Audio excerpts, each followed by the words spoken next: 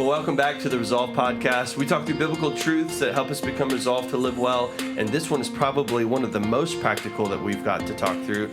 With me today is my friend Pete Arnold, walking us through the 6 weeks to finishing well, kind of a final roadmap on things. And obviously, Josh Allen is here with us again today. Good to be here.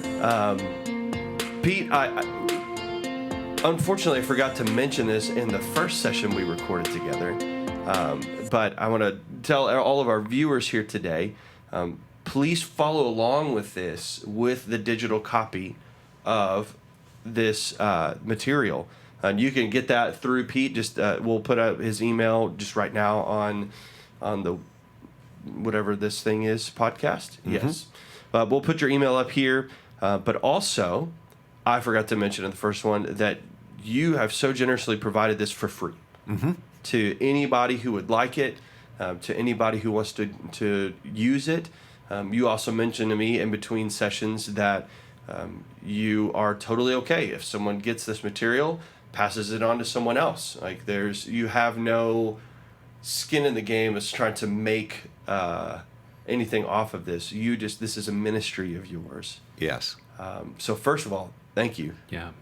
It's incredibly generous, and this is no small amount of work that you have done.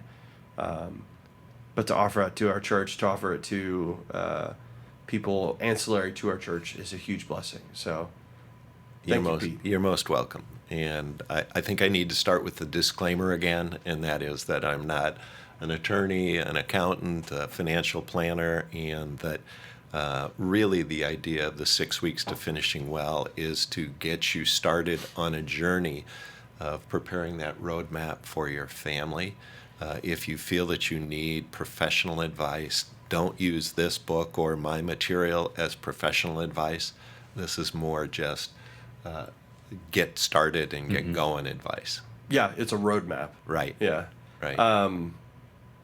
And if you missed the first session, please go back and watch that, because we're going to be building off of what we have already talked about. We talked through the heart and of the material you put together, and kind of the work that went into it and why you're doing all this. So don't miss that. But also, section 1 is incredibly important. So please go back and listen to that. And if you do go back and listen to it, don't do it without the material, because just for myself, following along with the material is incredibly helpful. So reach out to Pete again and start it that way. So, friends, let's start through section 2. Okay. And this is a lot more nuts and bolts. The first one is too, but this one gets into the weeds a little bit in really good ways. So talk to us, Pete, about section 2. Well, I will. And again, section 1 was designed to get through that first week. And that's when a family is suffering from losing a loved one, and trying to just make it through the week. And section 1 makes it much easier, I think, to make it through that week. And starting on section 2 are things that don't have to be done in the first week, but they're worth thinking about and planning for. And section 2 is something that the government is going to want within 180 days of anybody passing away. And that's a list of the assets that person had, the debts that they had, and their net worth. Tragically, even in death, from time to time, the government wants to take a little bit from us. And it's incredibly important that we know what the assets are, we know what the debts are, and we know what the net worth is. I've also included in this section a simple budget. Josh, could you speak for a moment on the concept of living on a budget, and if there's any biblical truth to that? Yeah, we've never personally tried that. No, I'm just kidding. So and what I love about thinking about a budget is most people, when you hear that word, you kind of get the snores. And nobody wants to talk about it because it's, in one sense, restrictive in our lives. But to think about it more in this way, it's really a gift to steward what God's given us. And to look at all that we have and then see ourselves as stewards and really realize it's actually all God's. So how do we shape and move this in such a way to live well according to his ways? And so when I think about a budget, I don't know how much detail, I don't want to get too much detail, but there's a percentage of that for us as Christ followers is immediately the first fruits that we give. There's a percentage of that. And by the way, I think that biblical percentage, when you think of the word tithe, is a 10%. I don't think that's a stopping point, but that is a point of stewardship with open hands that I think something happens to us when we get to that 10% point, which is we kind of realize this really is God's and we live more generously.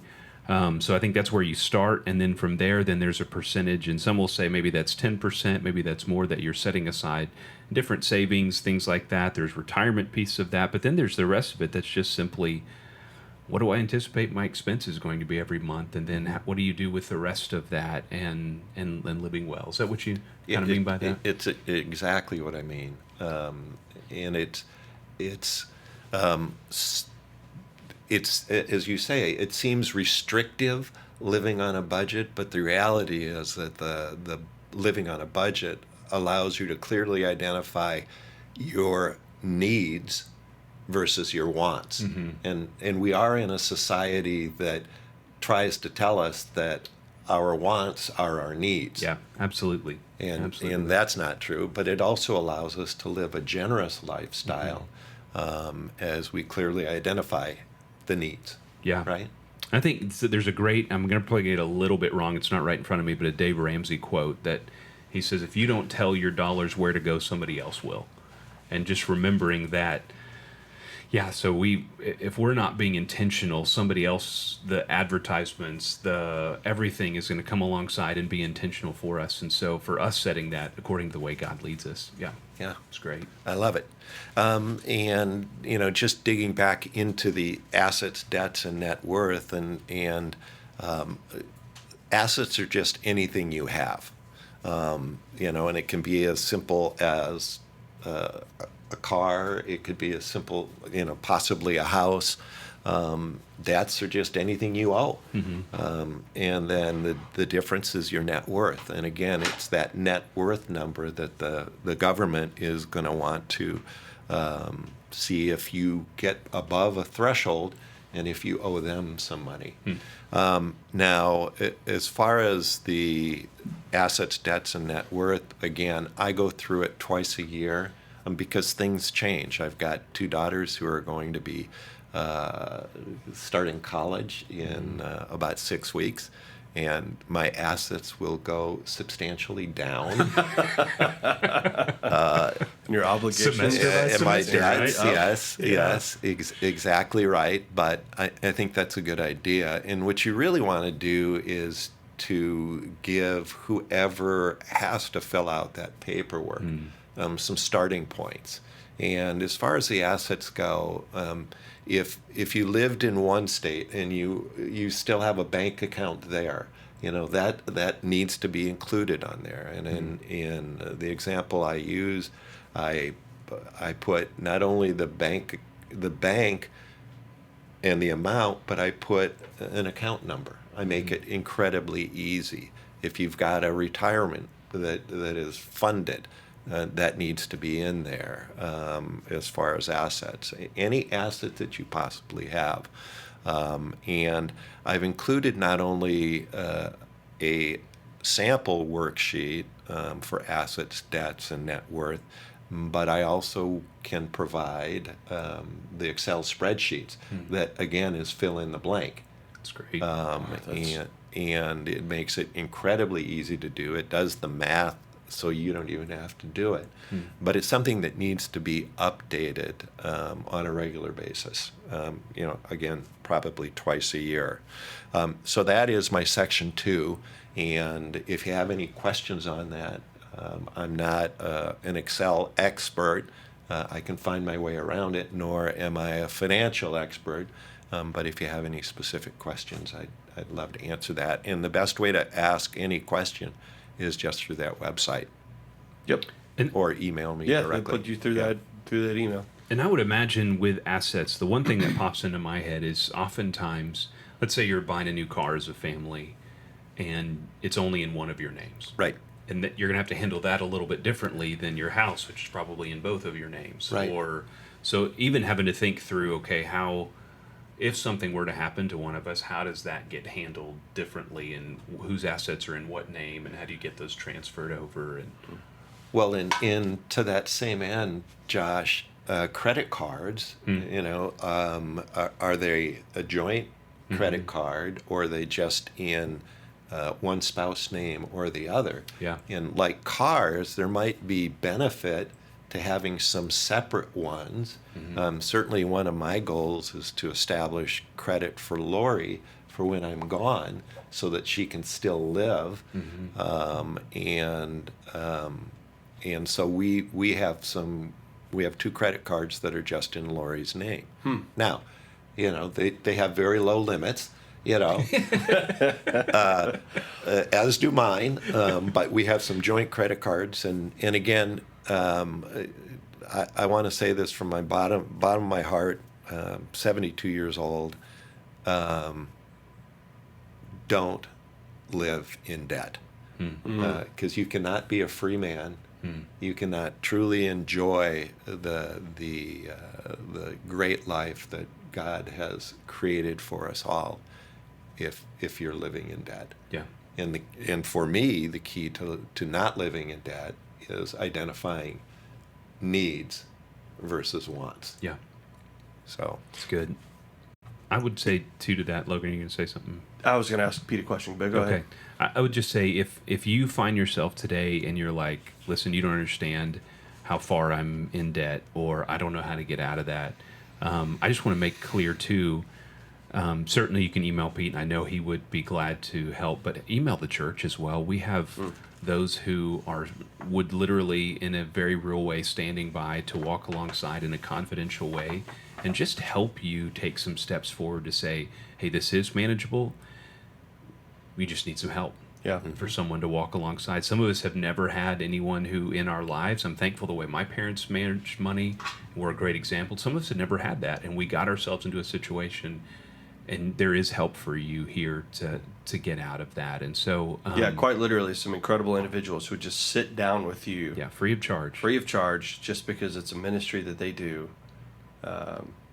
That's awesome. It's a blessing. And I want to say one more thing, not to get into the weeds of this too much, but what you just mentioned with assets, I think is really important for building credit for other family members. Because if there's the husband or the wife, if one of you does the majority of finances, you often find yourself putting all of the bills, loans, everything for cars, if you're buying all that in your name, just because it comes natural to do. And then all of a sudden, if something happens to you, your spouse could not have a credit history, which makes it really difficult for them, which you kind of alluded to that. And I think that's something just to think through in the daily rhythm of life. And definitely. Yeah, it's interesting. We just shopped car insurance not long ago, and the guy who was helping us put all of our car insurance in Brooke's name first instead of mine. He was like, "Is that okay? Do you have an ego?" I'm like, "No." But she got better rates than I did on car insurance, which was pretty cool. So if you don't know some of those tricks, there's a free tip for you. Pete, one of the questions I wanted to ask before we move into the next section, you talked about the concept of identifying what are wants versus what are needs. Help me understand your mindset on that. How do you determine that? And what are some maybe helpful tips and tricks that you have used to determine if something is a want or a need? Well, really good question. And in full transparency, I was very bad for an awful long time, many years of my life in really coming up with needs versus wants. What we do as a family now is before we buy anything, we sit on it for a day. And we really ask the question, is it a need or a want? And there's no mystery. We know what the difference between a need and a want. And if we determine that something is a want, we determine how it's going to be paid for, or what budget item it's going to come out of, or do we have the resources to be able to do it? And again, it gets back to the living in debt. You know, we if we were to have a catastrophic medical issue and had to go into debt for that, okay, you know, for many of us, we go into debt to buy a house. But if you have to go into debt for a want, it probably is a really bad idea. Yeah. And so again, we sit on it for 24 hours. We discuss, you know, if it's Lori and me or if it's just me. You know, Pete in the white spaces all by himself. Do I need this or do I want this? Yeah. You know, but I give it 24 hours before I, you know, hit the Amazon buy button or whatever it is. So. Yeah, I think that's an important discipline to work through. And what my encouragement for people is, it is a discipline. It's something we have to practice doing. I love just waiting a day. That's something Brooke and I do as well. Is, do we really need any of this? And we will sit on purchases for probably longer than a day, just because we want to make sure it's right. We want to make sure. So we delay things quite a bit. But it is a discipline you have to practice over and over again, because we can easily convince ourselves that something is a need when it's not. So just the discernment, I think, is great. Yeah. And don't buy anything late at night. Oh, no. Ever. No. If it gets past like 9 p.m., don't ever hit buy now on the Amazon cart. Put it in the Amazon cart, save it for later, and you'll think tomorrow, wow, why did I put that in there? Yeah. There's something about late night that's just like, I want to buy things. Well, that's almost like going to the supermarket. Hungry. Hungry. Oh, yeah. You know, same rule. Yeah, absolutely. And I think, too, especially for some of those, I love the way you just said that, Pete, that if you're going into debt for something that's a want, it's probably a really bad idea. And I think sometimes we try to, we give ourselves a lot in terms of the past of our own desires of, well, I'll use this for good things, or doesn't my family need these experiences? We need to experience the world, things of vacations, all that stuff. And those things aren't all bad, but if we're looking to find some level of happiness or contentment because of the things we buy, it leads us to an never-ending cycle of needing more and more and more. And finding that contentment, obviously, in Christ, then puts perspective on all of those things, that experiences that can be beautiful and wonderful, but aren't trying to fill a hole that only Christ can fill in our lives. Well, and living in debt prevents us from living generously. Yeah. Which, you know, that's not how we were designed to live. Yeah. Right? Which is far more fulfilling to Yes. live generously and be able to. Yeah, absolutely. Exactly. Okay, Pete, walk us through section 3. Section 3 is banking access, passwords, and internet security. And Logan, you said that you've got a program that allows you to share passwords with Brooke, which is great and wonderful. But let's start with the banking access. And banking access, it's critical that both spouses have access to all banking. If you're truly in a Christian marriage, Yeah. you know, it's not mine and theirs, it's ours. So banking access is critical, but even a next step is, you mentioned earlier, Josh, if something happened to both at the same time, what happens? And you can go to your bank, and if you've got a responsible child, or if you've got a very trusted friend, you can have them, upon your death, have access to your bank account. And because, you know, even that first week after someone passes away, especially if both pass away, you're going to need to have access to funds. And so transfer upon death is a common thing that every bank has. But a sad story, and that is that my older brother had a separate credit card and bank account away from his wife. And she didn't know anything at all about it. Now, there was nothing nefarious, but he was addicted to technology. And he was the guy that when Apple said that at midnight we're going to have the new iPhone 27 in the store, he'd be in line, at 6 o'clock in the morning, and he used this credit card to be able to pay for those. And when he passed away, she started getting calls from the creditors, and that was a blow to the trusting relationship that they had built over the life. So again, I think just be open, whether it's times of plenty or times of famine. Both partners have to share in it. So banking access, I think, is critical to have between the two of you. Yeah. Funny story. There was about 6 months ago, I had to do something with our debit card and go, I think, deposit money into the bank. And so I go to the bank and I use the debit card to put it in and said, "Sir, you can't use this. This is in your wife's name." And I said, "What?" So we had been married for 10 years at that point, and I had never had my own debit card because when we got married, we merged into her bank because mine was a credit union down south and there was no access to it down there. So I had never had my own debit card in my own name instead of hers. So just make sure you even check on silly things like that. Yeah. It's kind of funny.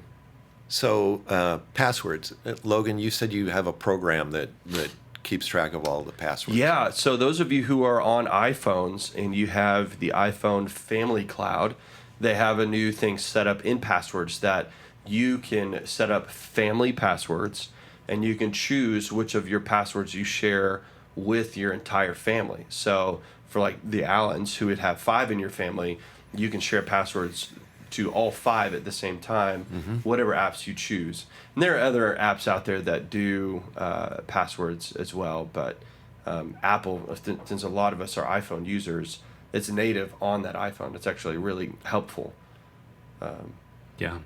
Now, that's a millennial speaking, to those of us who are baby boomers, many of us have a spiral notebook on the center of our desk that's labeled passwords, which is, please, it's not a good idea. I would advise that. If we're really sophisticated, we have it taped underneath our desk. Oh. There you go. Which is an idea too. But Josh, how about you? Passwords. So we similar deal with the Apple passwords and all of that, and so we have, even with our login things, the ability for other family members to get into those accounts even if they don't have the exact password because of general passwords, if you will, that kind of control things. I will say this: we not long ago had someone who kind of manages our IT world here at the church came and talked to our staff, and one of the questions that came up was about those password type apps. And Apple's is a good one, and there are other good ones out there as well. That the trend now, from what they're saying, is use those strong passwords that you never remember and saving them into, so you only have to really keep track of that one password. Right. And then the other thing, I think a lot of that to remember too, if something tragic were to happen and you're walking through these things, to have the person who passed their cell phone, because a lot of them are tied into multi-factor authentication, and so they're texting. And so to even have those things available as you transfer those over, having those strong password, or the password app that you can get into to get into all of the different passwords. Well, and that's one of the things that's really important is keeping, if I were to pass away, Lori has the instruction to keep my phone and keep it charged, because if whoever is managing the finances has to get into our retirement account or our banks, we've got the multi whatever it is, authentication. Yeah. Yeah. Yeah. Also to keep our Wordle streaks going. You, Yeah.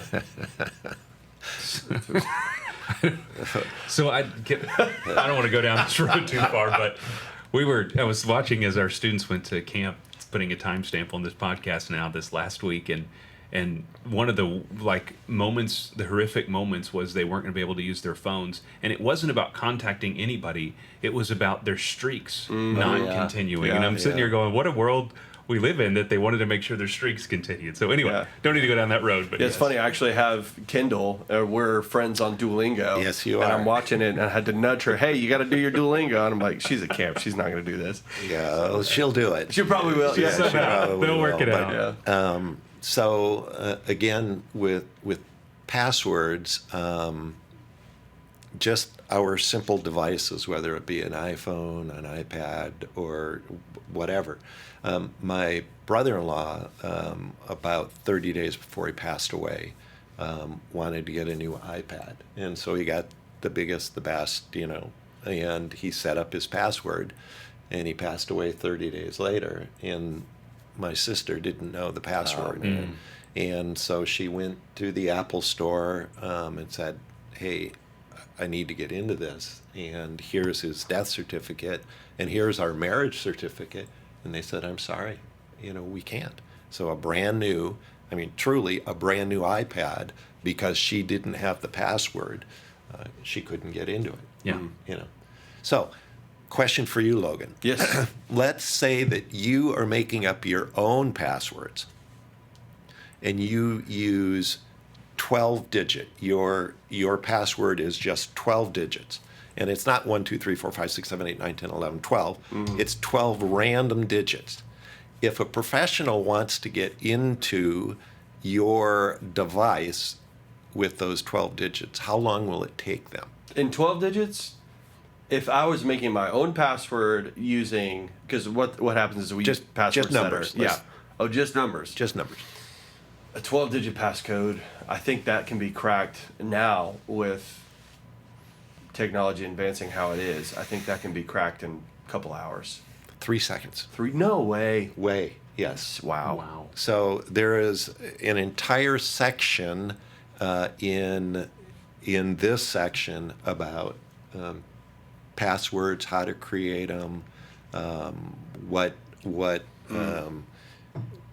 good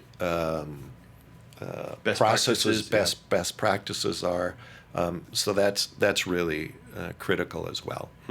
And in this section is also internet security. It's a big deal, and that's well covered in this section. We actually had a member of one of my classes who was internet security for a bank, and he created this entire part of the book. And that's something that out of every class that I've led, and I've now led about 8 classes, about 300 people, I get many things from the people who are attending the classes, new ideas. And so I'm regularly updating this material to incorporate things that I hadn't even thought about. And then we'll move to section 5, and that is wills, trusts, medical directives. Did you want to do section 4, insurance policies, other important documents? Oh, I'm sorry. Sorry. Thank you. Yeah. Oh, section 4 is important. Also important.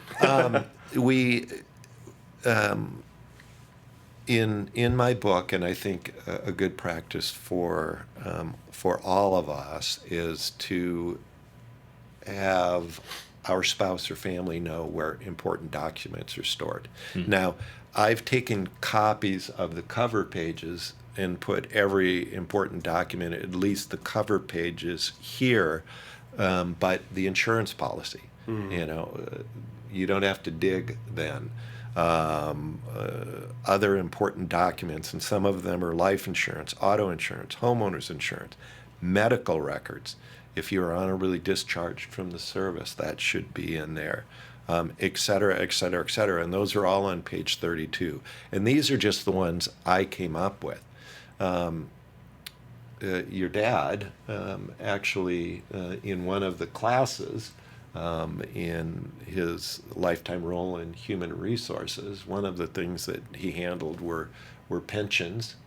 And he said more than once someone would pass away and never have filled out the form that says where that pension goes shall they die. Oh, wow. And I guess there is an expiration point of 5 or 7 years that if no one is identified as a beneficiary, it just goes back into the fund. Yeah. So make sure that stuff is all done there as well. But investments, 529 plans, auto titles, and that's another thing with an auto title. You may choose to, and I have, on every car that we own, as opposed to still are paying on, I sign the back of the title so that if I pass away, Lori can go directly and have it transferred to her because I've signed that, so. That's good. But they should be stored in a safe place. Yeah. They shouldn't be Yes. on your desk with your password book, stuck in between, because Yeah. auto titles there would be bad. But warranties and partnerships agreement. And again, I've put cover pages to all of those in here, but then I've identified in my book where those documents are. So it's in the credenza, the third file down, and it's labeled warranties or whatever. Right. Yeah. Awesome. Yeah, it's interesting. You think about the pensions, and I would think I've heard stories of 401ks as well that when you switch to a new job, you never went back and either combined those or rolled them over or whatever it may be, and you could have a 401k that's sitting from a company that your family doesn't even know about. Right. So it's to get all that together. Yeah. Well, and an important document also to consider is past notes that you've paid off, because I have heard stories of, you loan me some money, I pay you back, you give me the note back, or I get nothing back, and then I pass away, and you go to my family and say, no, this note has never been. Wow. There are bad people out there. Wow. Yeah. So again, any important paperwork and where it can be found, because those papers will need to be located. And again, this is not that first week. This is going into that first year. All the things that are going to come up. Yeah. We've been in probate for, unfortunately, my wife's father passed away, and we've been in probate for a little over 2 years now. Yeah. With just because he had nothing in place, and so everything's just caught up and has to go through the state, and it's a different state. It's in Ohio, so it's a mess. Yeah. So this could be a huge blessing. Yeah. Well, and every state has different rules. They do.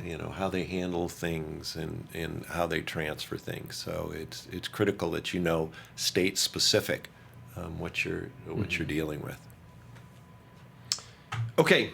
Section 5, wills, trusts, medical directives, charitable giving strategies. There you go. Here we go. Well, if you don't have a will, you should. You don't have a way. You don't have. But where there's a will, there's a way. Yeah, exactly right. Just ignore him, Pete. I'm sorry. So, without a will, you take away all the decision making in what happens to anything that you have, and the state takes over, so as an example, if you've got 3 kids and one of them is just off the deep end, and that whatever you give them, it's not going to be used wisely, and you have a desire that they don't get anything, or that it's 10 years or 15 years. But if you don't have a will, the state's going to come in and probably say, well, you've got 3 kids, they each get a third, and the one that has trouble is going to buy more trouble with those. So a will is critical to at the very least go online and get a will, and they're less than $200 for a simple will. And then you print it on your printer, you take it down to a notary, you get it notarized. And one thing that I will check on, but up until 2 years ago, the Baptist Charitable Foundation provided for free wills. It does, yeah. Okay. Well, we can put that QR code. It might be in some of the documents here. We can put it in this presentation.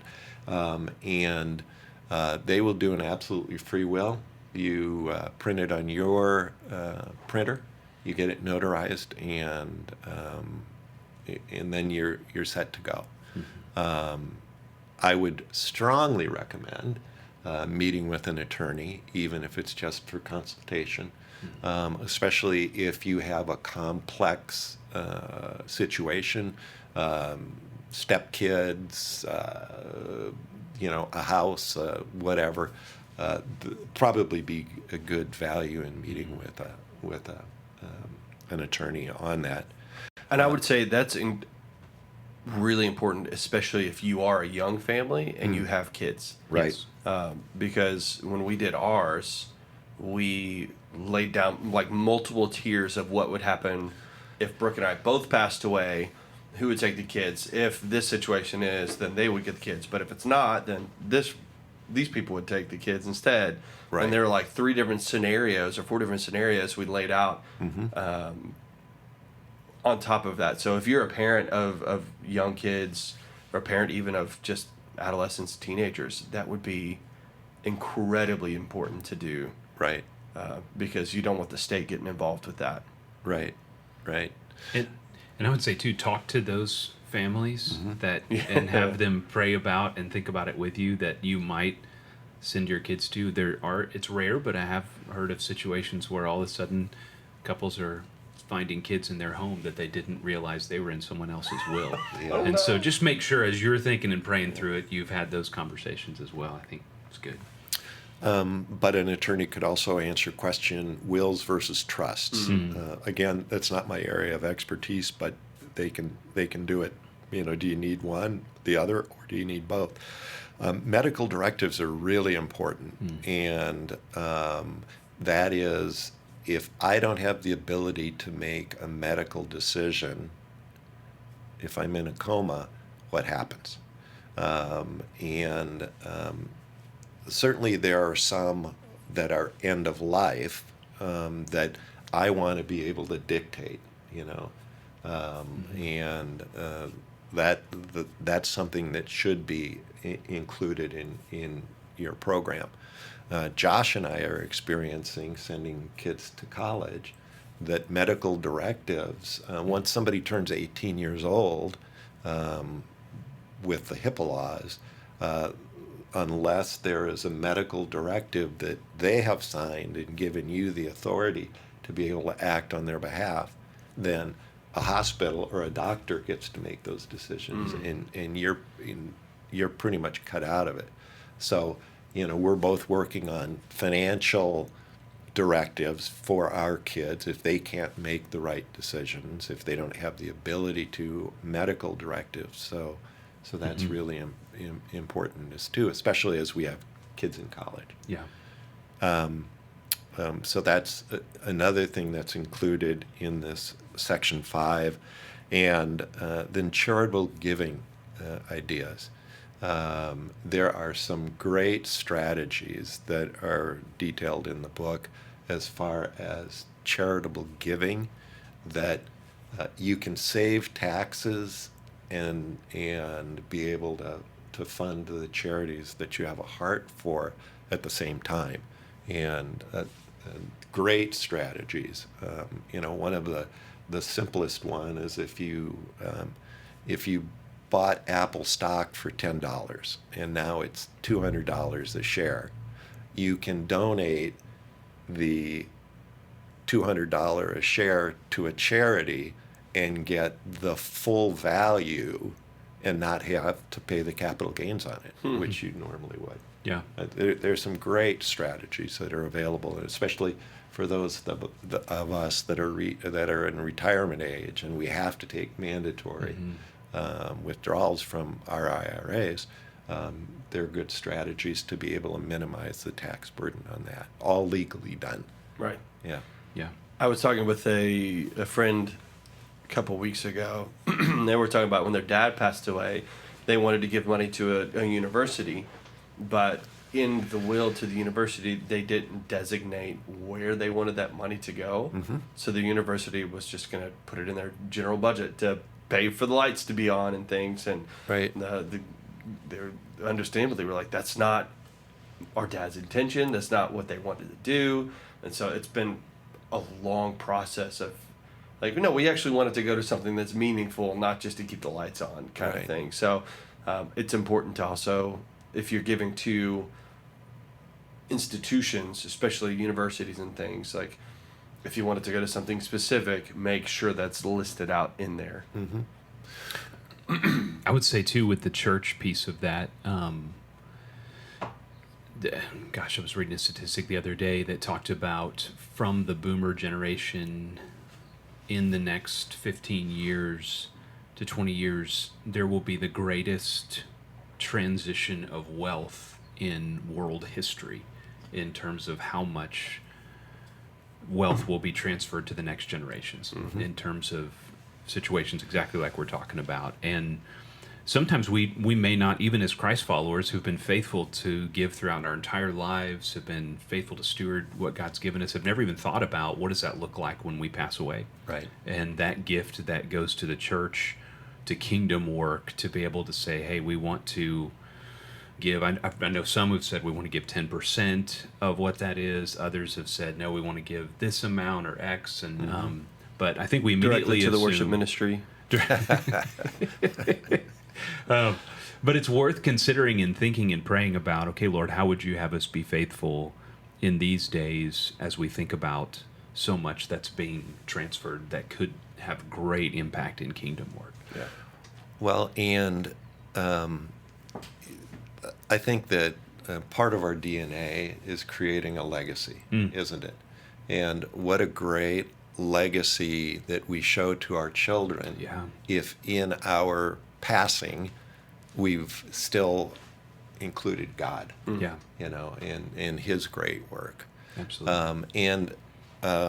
You know, as I have talked to many people about the charitable giving, it's really a condition of the heart. I mean, more than, isn't it, Josh? Yeah, I mean, absolutely. You know, where is your heart? And if your heart is right, I think that you have a heart for charity. Yeah. You know, it's just pretty simple, but it's all included in the Section 5. Yeah, that's great. Good. And it is, I think, a hard issue, and to leave that legacy and that example to your kids and grandkids, and who are going to look at that and go, well, look what, you know, grandma and grandpa did, or look what mom and dad did in terms of still wanting that to be a priority. Because you know as well as I do, I think we've all had these experiences. Money I'll just put it this way, the death of someone can lead to a lot of family strife. And to have these things laid out in a way that makes it so clear where there's not strife is, again, you talk about this gift that you get to give. Right. And even that gift of leaving a legacy of saying, even in our heart, we see that we're really still stewards, even at death, right, of what God has given. And it just kind of sets the tone for money's not worth fighting about, right? And yeah, just leave it at that. But and we see it every day where siblings stop talking to each other because they don't think that they got the fair portion, or that they deserved more, and I have shared with my 3 adult sons exactly what happens when I pass away. So there's no mistake. There's no oh goodness, you know, Dad has passed away and we're now going to get X. You know, they know exactly what's going to happen, and I think that's a good discussion to have with your Absolutely. kids. And we will also go over a little of this later on in this podcast. But Right. if you haven't done it, if you don't have a will, I want to absolutely encourage you to make that square one. Again, a free will. It's very simple. Fill it out online, print it out, and you've got that in place, because that's almost more important than the first week, because hopefully the first week isn't going to happen soon. Right. Yeah. If it does, a will is a good idea. So you said that resource was through the Baptist Standard? It is the Baptist Foundation. I can't recall it right now. Gotcha. Yeah, I think so. The way kind of Baptists work, we have two different state conventions, and I think both offer this. That one is called the Texas Baptist, the other is the Southern Baptists of Texas. And if you just even search Southern Baptists of Texas Foundation Free Will, it has it right there, where Right. you can get on there and create a free will, and they're not looking for anything on the back end. There's no ploy to get something from this. It's just a service, because they understand, just like what we're talking about, how challenging this can be, how difficult. And as Pete mentioned, it's a basic will, and that's if you don't have anything, gosh, get started the next 5 days to get that done, and then progress further if it gets complicated. The more things you have, the more complicated it gets. Yeah. The other website I would recommend, because I have several friends who've gone through it, is mamabearlegalforms.com. Right. It's a little bit more extensive than what you would find on the SBTC. And there's a small or- cost associated with it. Yep. Right. There is a cost associated to it, but they have a little bit more robust offerings in there, but it's not wildly expensive either. Right. So Right. Yeah. some good resources. Yeah. Okay. Thank you. I think that Let's that pause here. Wraps it Yeah. up for this section, and we will. We'll finish it up with some even more practical nuts and bolts. But for you guys who are listening, I want to encourage you, if any of this is feeling overwhelming, you don't have to knock it all out in the first week or first day, anything like that. Take small, important steps that are going to make a difference for not only a peace of mind for the rest of your life, but a peace for your family. So just begin on that process. Start, get this document, start one step at a time, getting those wills in place first, and then really working through that section one. What does that first week look like for your family? But one step at a time is the best way you can do it. But we'll see you next time as we finish out this last bit of finishing well. So thank you, Pete. Thank you, Josh. Appreciate you guys. And we'll see you guys on the next one. Thank you. All right. Thank you for joining us on this journey. Our deepest desire is that you would know Jesus and walk with him daily. If you want to know more about what that might look like, you can text PH Life to 77411. If you'd like to know more about Parkway Hills, visit our website at parkwayhills.org. We'll see you next time on the Resolved Podcast.